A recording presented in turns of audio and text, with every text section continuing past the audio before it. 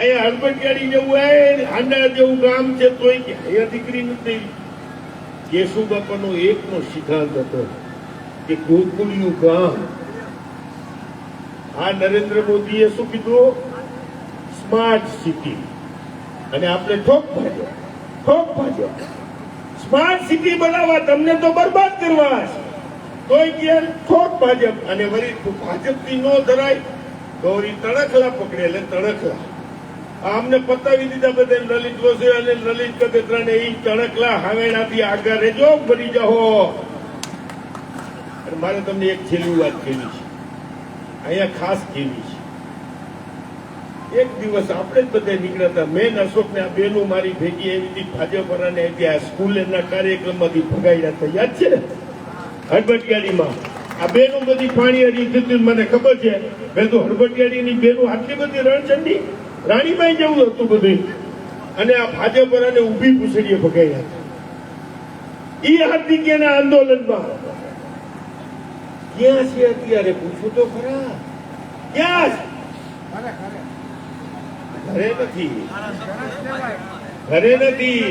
તમને રોડે કાઢીને જે ભાગી ગયા અને પાછા ભાજપ ભેગા ભળી ગયા, ઈ જ માયલો માલ હાવેણા વાળો છે. એટલી મારી લલિતની તમે વાતને ઓળખજો.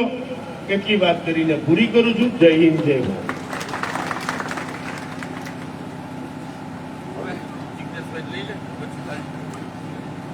હવે હું વિનંતી કરું આપણા ધારાસભ્ય શ્રી જેપીએસભાઈ મેવાણી.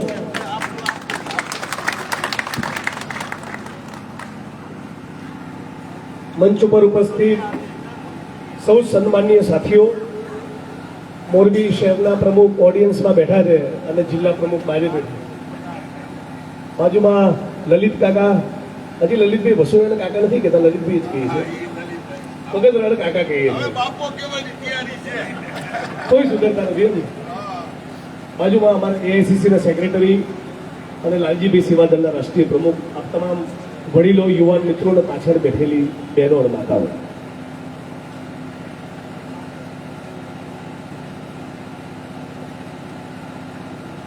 એક સવાલ થઈ રહ્યો છે.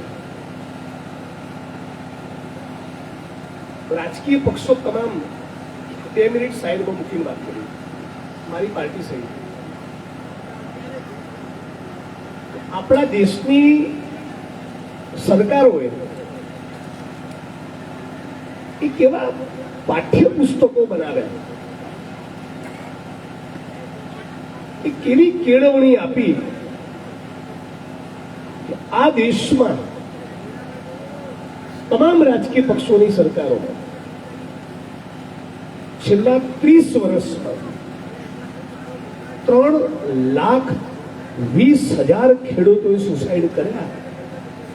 અને છતાં આ ભારત ભૂમિના પેટનું પાણી ના હતું.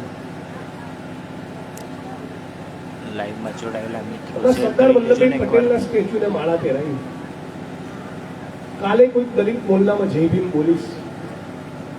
દેશના કોઈ ખૂણે ભગતસિંહની યાદમાં ક્રાંતિકારી કાર્યક્રમમાં મને બોલાવશે ત્યારે શહીદ આઝમ ભગતસિંહને યાદ કરીશ.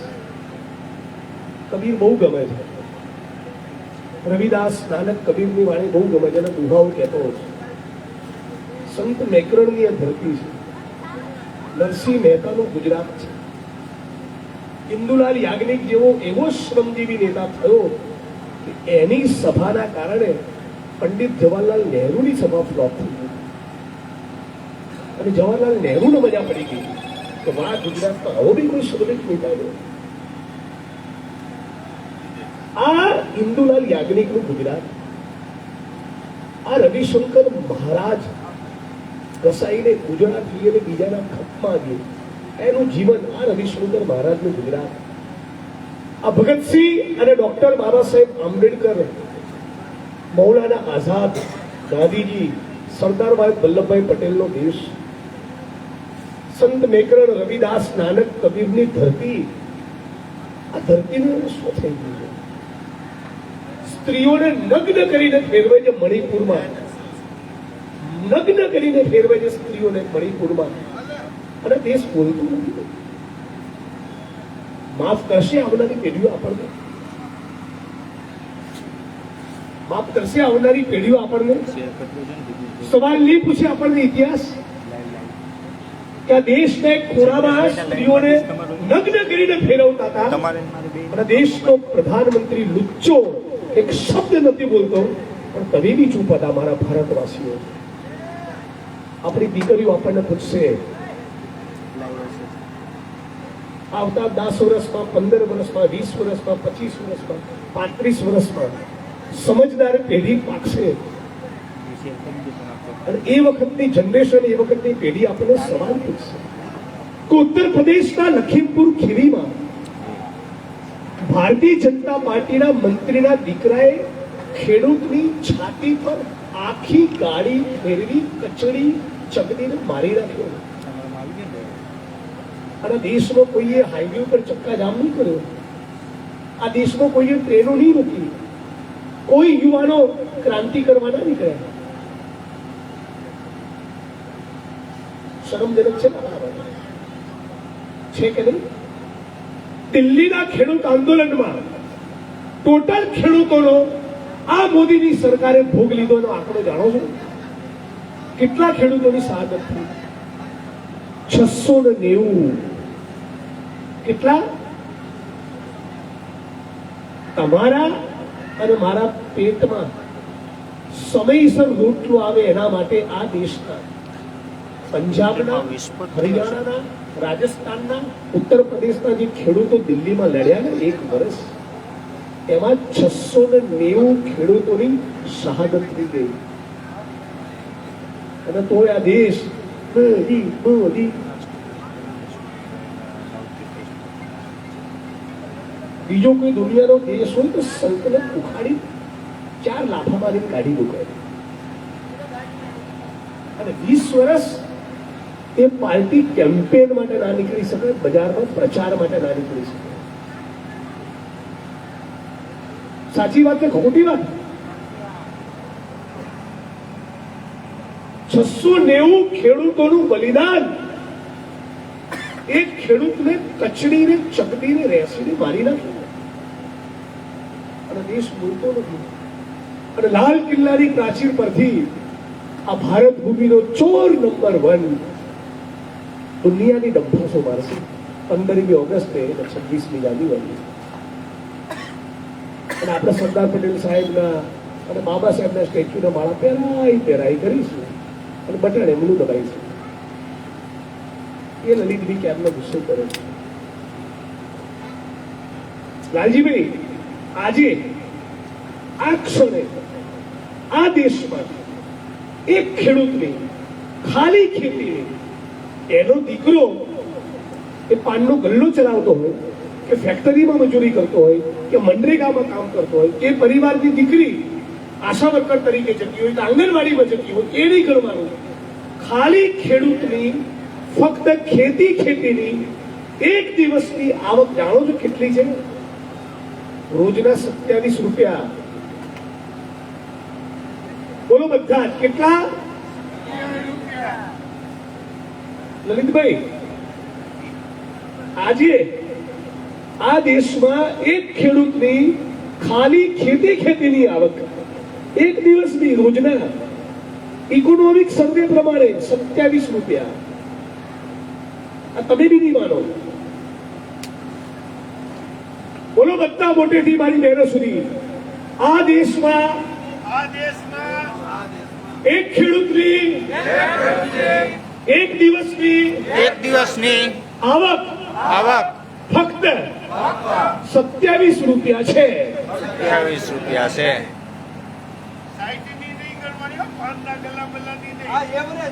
હવે આ દેશનો સૌથી નાનો બાવો એવું કહેતો હતો કે ખેડૂતોની આવક ડબલ કરી આપીશ. લાઈવમાં જોડાયેલા મિત્રો શેર કરી દેજો ને એકવાર. કેટલી છે? 27 રૂપિયા. મહિનાની કેટલી થઈ? 800. 1000 રૂપિયા નહીં. વાહ નરેન્દ્રભાઈ, વાહ! શું આઝાદીનો અમૃત મહોત્સવ ચાલી રહ્યો છે. પાડો તાલી. ફાડી છે. કેવો આઝાદીનો અમૃત મહોત્સવ ચાલી રહ્યો છે. કે ખેડૂતો આત્મવિલોપન કરે છે, ખેડૂતોની છાતી પર ગાડી ચકડીને એને બેસી નાખે છે, 690 ખેડૂતોના બલિદાન થઈ જાય છે અને નરેન્દ્રભાઈ કાજુની રોટલી અને મશરૂમ ખાય છે. પણ આપણે સંકલ્પ કર્યો છે કે નહીં મહાત્માની સંકલ્પબદ્ધ છે. શું કહેવાય 27 રૂપિયા એક દિવસની, એના તમામ પરિવારજનોની ખેડૂત પોતે, એની પત્ની, જવાન દીકરો હોય, દીકરી હોય, પુત્રવધુ હોય, બધાની સહિયારી પરિવારની મંથલી આવક ભારત સરકારના ઇકોનોમિક સર્વે પ્રમાણે 10,218 રૂપિયા ચાલે ઘર. તેલનો ડબ્બો 2,500 નો, ગેસનો બાટલો 1200 રૂપિયાનો, 5-7 લોકોનો પરિવાર હોય અને 2 ટાઈમ પેટ ભરીને તમારે શાકભાજી લેવી હોય, આજે 150-200 રૂપિયાનું શાક થઈ ગયું. આ દેશની હાલત તો આંખ બંધ કરીને આપણે એવું કોઈ એવું આપણને કે કંગાલ, પાયમાલ, મરવાના વાંકે જીવતો અને દેવાના ડુંગર તળે દબાયેલો, એટલે કોણ? આપણો જવાબ નીકળે ખેડૂત. આઝાદીના અમૃત મહોત્સવમાં તો એવું ના હોવું જોઈએ. પહાડી પડછંદ બાવડાના છાતી તગડા હોય અને ઘરમાં ફર્સ્ટ ક્લાસ ગાડી હોય, કહેતા હતા નરેન્દ્રભાઈ મારુતિ ગાડી આવશે, એવા ખેડૂતની આપણે કલ્પના કરી શકીએ છીએ.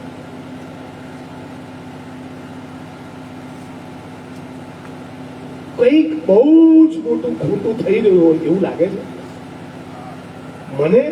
અને લલિતભાઈની જિંદગી મોટના હતા, નો પ્રોબ્લેમ. તમારો આત્મા એવું કહે છે કે દેશમાં કંઈક ખૂબ ખોટું થઈ રહ્યું. કલ્પના કરો, સરદાર વલ્લભભાઈ પટેલ આજે જીવતા હો, ડોક્ટર બાબા સાહેબ આંબેડકર અને ભગતસિંહ આજે જીવતા હો, આવું ગુજરાત જુઓ, આવો દેશ જુઓ, એમને મંજૂર હોય. એક મુકેશ અંબાણી 27 માળની બિલ્ડિંગમાં રહે,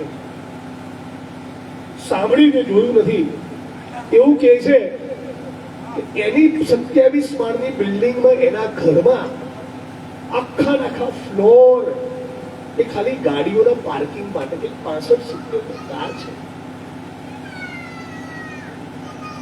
કોના બાપની દિવાળી?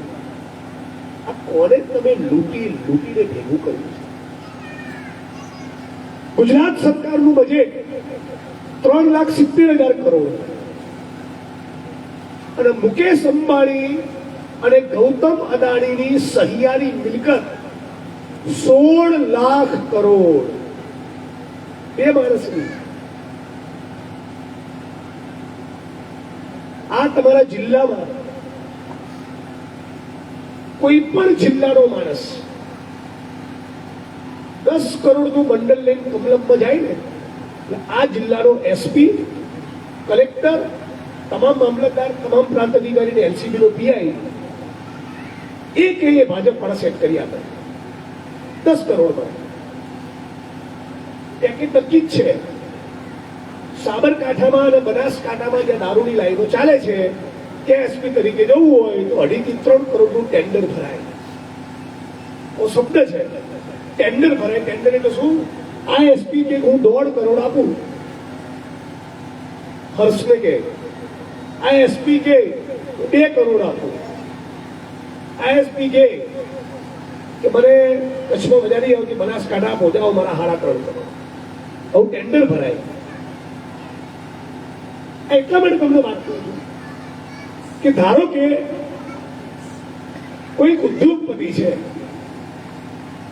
અને એને 40-50 ગામમાં મોટો પ્રોજેક્ટ કરવો જ્યારે ખેડૂતોને મંજૂર નથી, તો શું કરે? 10-12-15 કરોડ આપી દે સરકારને, તો બધા મામલતદાર, પ્રાંત અધિકારી, કલેક્ટર, એસપી એ કહેવા અને પછી ખેડૂતોની જમીન નોકરી કરી નાખે. આપણા આ ગુજરાતમાં લાલજીભાઈનો, લલિતભાઈ વસુરાનો, લલિતભાઈ કગોતરાનો અમારો બધાનો એક નાનકડો પ્રયોગ છે, એક નાનકડો પ્રયત્ન કરવા નીકળ્યા છીએ કે બીજું કઈ નહીં, કોંગ્રેસ પક્ષ તરીકે એક પ્રમાણિક, એક નિષ્ઠાવાન વિપક્ષ તરીકે અમે અમારું કર્તવ્ય સમજીને તમારી વચ્ચે આવ્યા છીએ.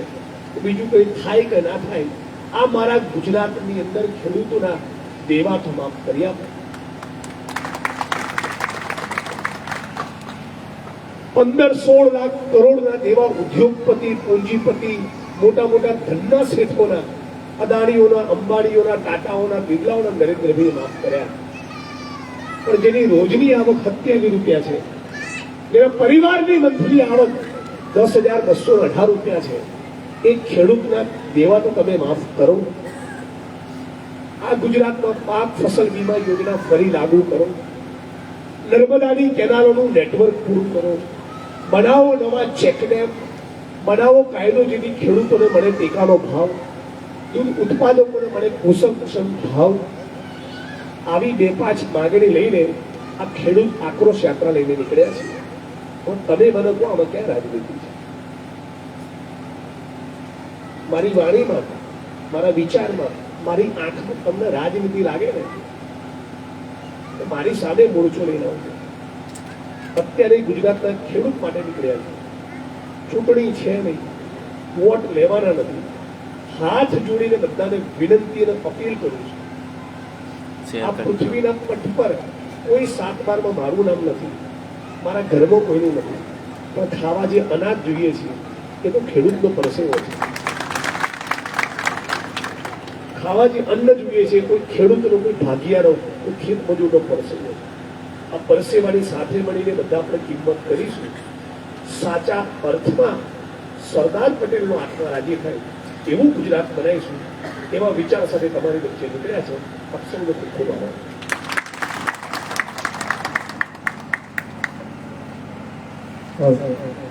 હવે હું વિનંતી કરું લાલજીભાઈ દેસાઈને કે એનું પ્રવચન આપશે.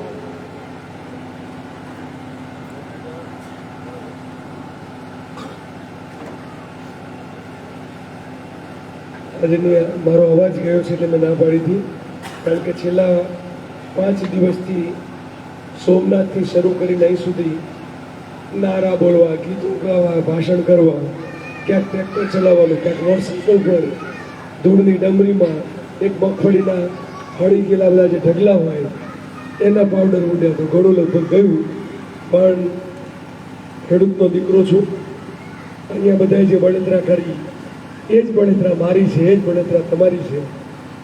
આ દેશની, ગુજરાતની આપણી તો કઠણાઈ એ કે આવક બમણી કરવાનો વાયદો કરનાર ખર્ચા ડબલ કર્યા ને આવક અડધી કરી નાખી છે. અને એ વાત લોકો બધા સમજે છે, ગામો ગામ. પરમ દિવસે એક રાતના 6-7 વાગે સાંજના એક પેકેજ જાહેર થયું. સરકારે એક પડીકું ફેંક્યું. આ પડીકું વીઘે 35,000 રૂપિયાનું છે. લલિતભાઈએ બહુ જ વિગતે એની વાત કરી. આ વાત તમે નથી સમજતા? તમને બધાને અંદાજ નથી આવતો કે વીઘે સરકાર 3500 રૂપિયા આપે, આપણે વીઘો વાવવું હોય તો ખર્ચ કેટલું થાય એવું જ્યારે પૂછીએ તો ખબર પડે કે ખાતર, બિયારણ, ખેડ, દાળિયા, હલર, આ બધું ગણીએ ત્યારે વીઘો 15,000 રૂપિયા, બધું મજૂરી ભાગ્યાનું બધું ગણીએ તો 15,000 રૂપિયા જાય ને ત્યારે આપણને 20-22 મણનો મગફળીનો ઉતારો મળે. અને એમાંથી પછી વેચીએ, ભાવ સારો મળે તો ઠીક છે, નહીં તો વીઘે આપણું 28-30,000 વીઘાની આવક ગણીએ. એની અમે સરકાર એમ કે અમે ખેડૂતોને બહુ મોટી રાહત આપીએ છીએ અને વીઘે 3500 રૂપિયા આપીએ છીએ. ત્યારે ખેડૂતે બળતરા કરીને કીધું કે તમે અમને વીઘે 35 આપીને અમારી મજાક કરો છો, અમારી મશ્કરી કરો છો. આ મજાક મશ્કરી ખેડૂતની બંધ કરો. 10,000 કરોડનું પેકેજ સાંભળ્યું એટલે શહેરમાંથી થોડા જુવાનિયાઓએ, ભણેલા ગણેલા અને ગોદી મીડિયાવાળાએ એવું કીધું કે સરકારે ઐતિહાસિક જાહેરાત કરીને બહુ મોટા પૈસા આપ્યા, ખૂબ પૈસા આપ્યા. એવું એમાં અમુક લોકોને બળતરા થઈને એમણે એવું કીધું અમે ટેક્સ ભરીએ અને તમે ખેડૂતોને આપી દો, કેમ હાલે? આવી ચર્ચા શરૂ કરી. ડિબેટમાં બે લોકો કે આ સરકાર ખેડૂતને આપ કરે તો અમે ટેક્સ ભરીએ અને ખેડૂતને તમે આપી દો. આપણે બધા બોલવાની જરૂર છે. સવારમાં ઉઠીએ ને ત્યારે પહેલી ચાની ભૂકી જે નાખીએ ને ચામાં, એમાંય ટેક્સ ભરીએ છીએ. બપોરે જે વસ્તુ વાપરીએ, કપડાં પહેરીએ, ઘર, સિમેન્ટ, જે કંઈ ટ્રેક્ટર લઈએ, આપણા જીવનની એક વસ્તુ એવી અત્યારે નથી સિવાય કે આપણે પોતે પેદા કરીને ડાયરેક્ટ વાપરતા હોય તો બજારમાંથી લેવાની એક વસ્તુ છે એની ઉપર એ ખેડૂત, એ મજૂર, એ ભાગીઓ એ રોજ ટેક્સ ચૂકવે છે. આપણે બાળોતિયાથી લઈ અને ખાપણ સુધીમાં ટેક્સ ચૂકવીએ છીએ. એમાં આ સરકાર તાગડ ધીંગા કરે છે. આ સરકારના અધિકારીઓ હમણાં 31 ઓક્ટોબરે નામ સરદાર પટેલનું કે અમે સરદાર પટેલની વાહવાહી કરવા મળીએ છીએ, પણ સરદાર પટેલની વાહવાહી કરવી હોય તો તમે જેને સરદારના વારસ ગણો છો એવા બધા ખેડૂતો, અમારા ખેડૂતના દીકરા દીકરીઓ છે, એને મદદ કરવી જોઈએ. એક આગેવાન, એમનો એક અધિકારી કેવડિયા 2200-2000 રૂપિયાની ડીશ ચાપટી ગયો છે. એક 2000 રૂપિયાની ડીશ એક જણ ઝાપટી જાય અને ખેડૂતના ભાગમાં આવે ત્યારે કેટલા આવે કે વીઘે 3500. આ ચર્ચા, આ વાત. એવું જ નહીં, હમણાં અમે એક સૂત્ર કહું છું તમને. સૂત્ર પછી મારે એની વિશે વાત કરવી છે કે આ લોકો ખેડૂતનું, ખેડૂતોના નેતાઓ, ખેડૂતોના આદર્શ એ બધાનું નામો નિશાન મિટાવી દેવા માંગે છે. આપણું હાથબારમાંથી નામ મિટાવી દેવા માંગે છે. અને બીજા કોઈ આપણે જેને સૌને માટે એમ કહેવાય ને કે જેના માટે આદર છે, પ્રેમ છે, ભારતની આઝાદીના, એકતા, અખંડિતતાના, બંધુતાના ઘડવૈયા, આ ભારત દેશ માટે જે લોખંડી પુરુષ કહીએ એવા સરદાર પટેલ જે છે એનું નામ મિટાવી દેવા માંગે છે. એનો તમને દાખલો આપવા માંગુ છું. જિગ્નેશભાઈ ઘણી જગ્યાએ કહે, હું ઘણી જગ્યાએ કહું છું. અમે હમણાં પ્રતિજ્ઞા કરી, તમને કહીએ, જીવતું જગત્યું નામ સાંભળ્યું? મને જયારે એવું લાગે ને કે મારો દીકરો ને દીકરી મારા ગયા પછી મારી વાંહે કઈ કરશે નહીં, એટલે મને એમ થાય કે હું જીવતો હોય ત્યાં ખવડાવી દઉં, એટલે મારે એવું નામ સમાજમાં થઈ જાય કે લાલજીભાઈ હતા બહુ સારું ખવડાવીને ગયા. કારણ કે વિશ્વાસ નથી મને મારી આવતી પેઢીમાં. આવું એક જુદા સંદર્ભમાં, નેગેટિવ સંદર્ભમાં પેલા લોકોના. એમ સરદાર પટેલ જીવતા હતા ત્યાં સુધી સરદાર પટેલે ક્યાંય પોતાનું નામ લખાયું એવું સાંભળ્યું તમે? મહાત્મા ગાંધી જીવતા ત્યારે મહાત્મા ગાંધીએ નામ લખાયું હોય પોતાનું એવું ક્યાંય બન્યું?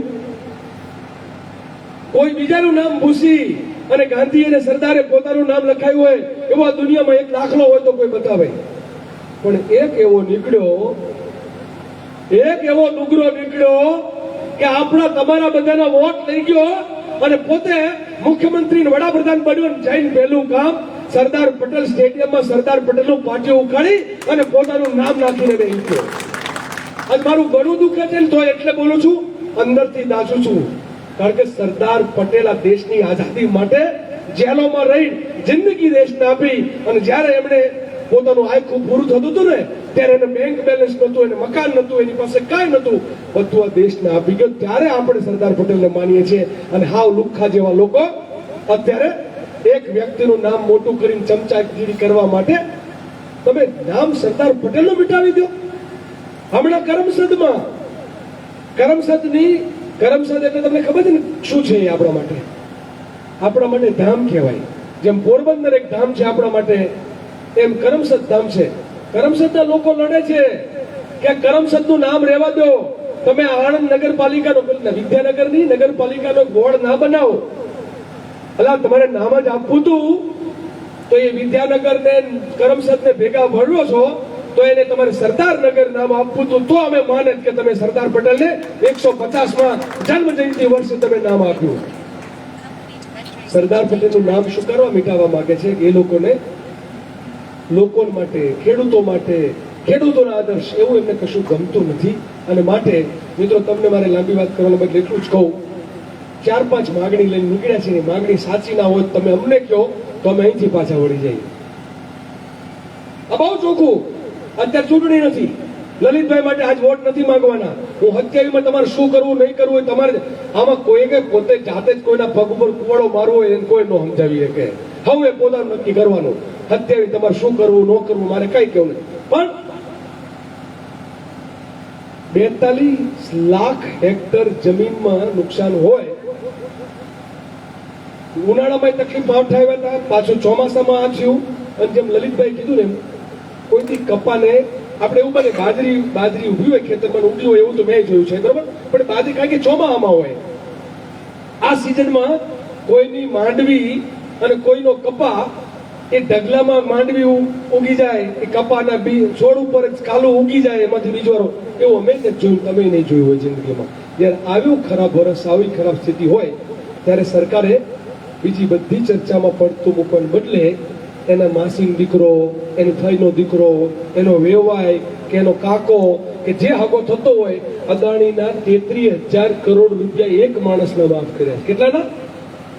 એક જણના 33,000 કરોડ. અને આપણે 1 કરોડ પરિવાર થઈએ છીએ.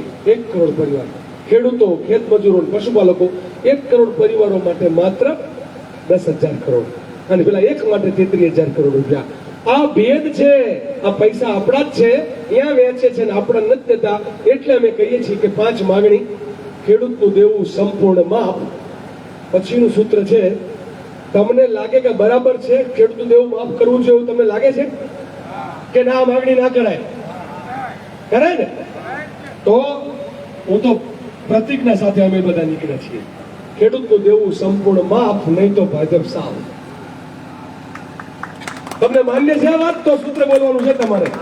મારું ગળું ભલે કહાઈ જાય, મારે તમારું અહીંયા આ ગામનું પાણી, લલિતભાઈ અમને બહુ કહેતા હતા કે બહુ તમે બધા આક્રમક છો, મારે જોવું છે તમારામાં પાણી કેટલું છે. એ જયકારો તમે કેટલો સામે વિરોધ કરો છો. ખેડૂત દેવું માફ કરી દે તો તમે સાફ ન કરતા, હું તમને કહું છું, તો અમે એના વખાણ કરવા આવશું. પણ ખેડૂતનું દેવું સંપૂર્ણ માફ, નહીં તો ભાજપ સાફ. ખેડૂતનું દેવું સંપૂર્ણ માફ. આમ બોલ્યા બધાય, પણ પેલા હું આટલું ગળું કેલું છે તોય આવું બોલું છું. તમારો અવાજ જરા જોરથી હોય. આપણે સરદારના વારસ છીએ, ગાંધી અને સરદારના વારસ છીએ, આપણે જેવા તેવા નથી. ખેડૂતનું દેવું સંપૂર્ણ માફ. ખેડૂતનું દેવું સંપૂર્ણ માફ. આ ફરી એક સૂત્ર, દેવું માફ વાળું. પાક વીમા યોજના લલિતભાઈ કીધું ચાલુ કરવા વાળી માંગણી. અને એવું ને એવું જે છે એ જેટલું નુકસાન એટલું વળતર. મને મોટરસાયકલ ભટકાણું હોય, મોટરસાયકલ ખરાબ થઈ જાય એટલું નુકસાન હોય, ફોર્ચ્યુનર હોય તેટલું નુકસાન હોય, કોકને 5 વીઘાનું હોય, કોકને 25 વીઘાનું હોય. તો જેટલું નુકસાન જેટલું વાવેતર એટલું વળતર. આ 6 દૂન 12 વીઘાનું બતાવી દો તો આ બધા બીજા ખેડૂતનું શું થાય? તો 2 હેક્ટર કયો તો 2 હેક્ટરમાં આવે શું? આમાં અમુક હશે ખાતેદાર 50 વીઘાના 40 વીઘાના, તો આપણે એમાં આપી ગયા તમને 12 વીઘાનું આપશું તો શું કરવાનું? એટલે જેટલું વાવેતર એટલું વળતર. કારણ કે પાક વીમો તમે બંધ કર્યો છે, અમે બંધ નથી કર્યો. પાક વીમો ચાલુ રાખ્યો હોત તો આ ખેડૂતના દીકરા તમને કહેવા માટે ના આવે અમે ભિખારી નથી, ભીખ નથી માંગતા, અમે અમારો હક માંગીએ છીએ. આ વાત સાથે અમે નીકળ્યા છીએ. તમને બધાને મંજૂર હોય તો યાત્રા ચાલુ રાખીએ, નહીં તો અહીંથી પાછા ઘર ભેગા થઈ જાય. તમને શું લાગે છે? શું રાખવું રે? ચાલુ રાખવી જોઈએ. આપ સૌનો ખૂબ ખૂબ આભાર, ધન્યવાદ. જય હિન્દ. લાઈવમાં જોડાયેલા મિત્રોનો આભાર. શેર કરી દેજો એકવાર.